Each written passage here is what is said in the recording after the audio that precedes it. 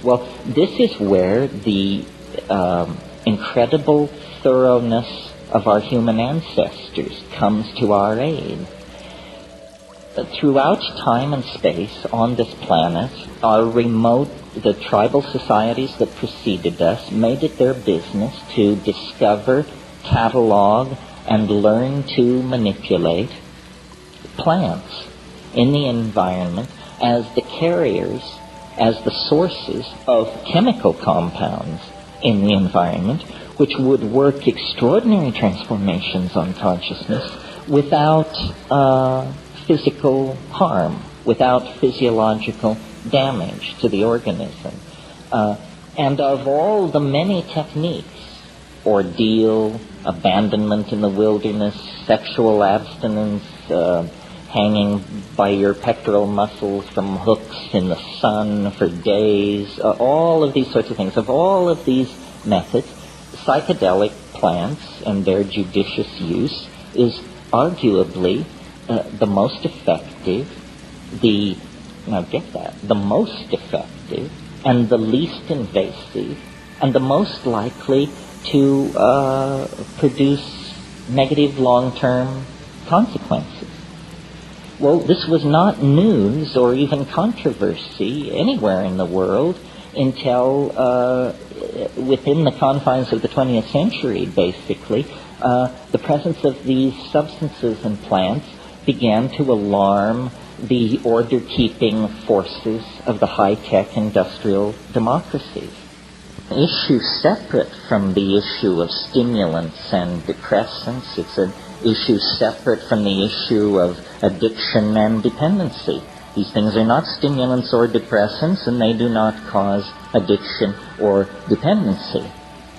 What they cause is what I'm advocating, a fundamental revaluation of cultural values. Because culture, as we're practicing it currently, is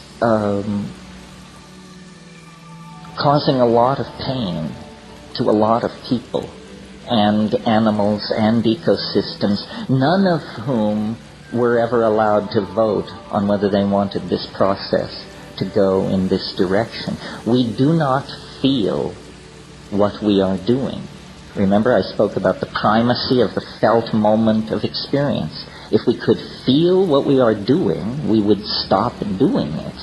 But between us and the consequences of our action, there are endless veils of political rhetoric, stultification, denial, sedation, intoxication, ideological delusion.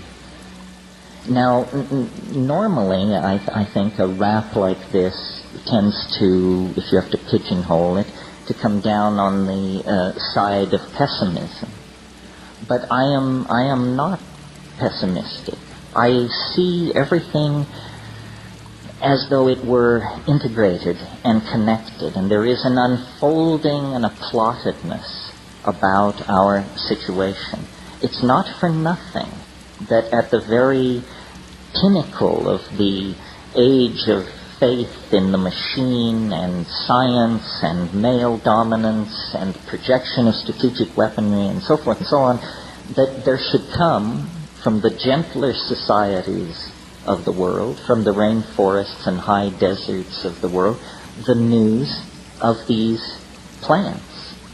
You know, the Western mind, the cataloging mind, the Cartesian mind, in its frenzy to locate, list, isolate, and define everything, carried these plants and substances over the past 150 years into the confines of our society, and they are much like Trojan horses, left there by the bedraggled, beat-down, disenfranchised, third-world shamanic people, to be found by the white-coated priests and priestesses of science, and to be brought back into the laboratory to be picked apart for their efficacy in treating addiction or overcoming neurotic behavior or something like that. But of course, the neurotic behavior that they impact upon is neurotic behavior so wide, so deep, so revered that it is in fact cultural values themselves.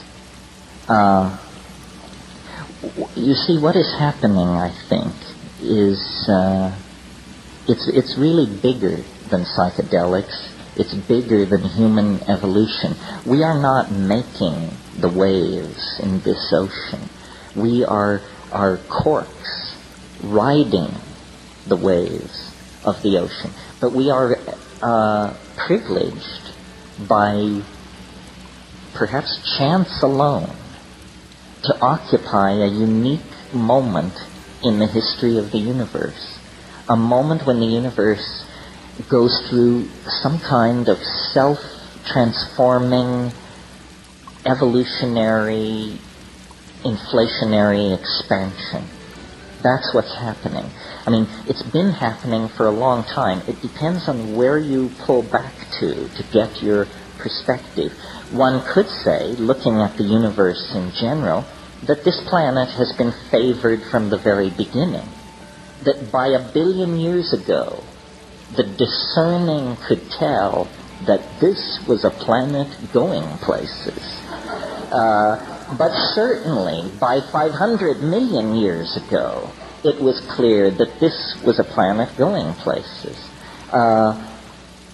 One complex animal life form gave way to another.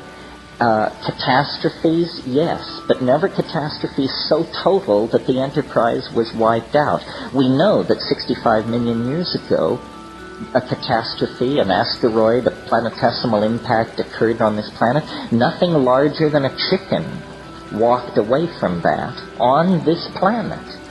A bad day, you say.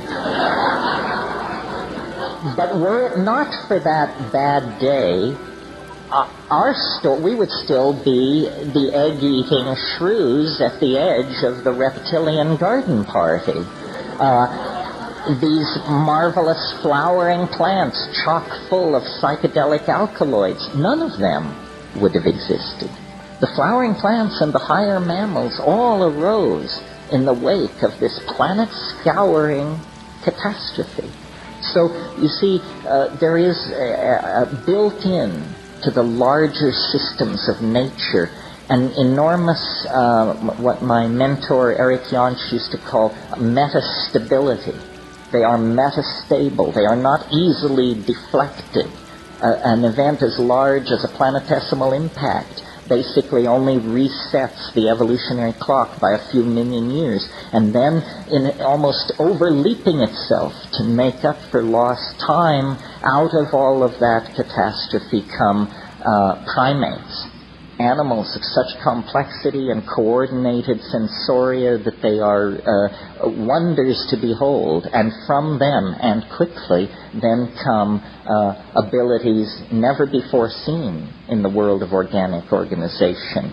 Freely commandable languages, spoken languages, symbolic activity for the first time. Well, at that point, even the academics believe human language is less than 40,000 years old. That means it's as artificial as the dirigible or the hypodermic needle. It's an invention of some sort within the confines of human history, or at the beginning of human history. Recall, in South Africa, we have fire pits and stone tools 2 million years old. Those are not Homo sapien tools, but they're the tools of Homo habilis, the preceding ancestor in the human line. My point is, we are caught up in a process of unfolding complexification that has now lodged in our species. We are its source at this point. At one point, its source was the geology of the planet. At a later point, closer to us in time, its source was all biological diversity. But as the novelty has increased, the domain of its expression has narrowed, and it is now confined largely to the human species. Oh yes, the rest of nature continues the slow unfolding of continental drift and gene mutation and transfer and so forth. But these things have now receded into the background as the human adventure takes center stage. So it's almost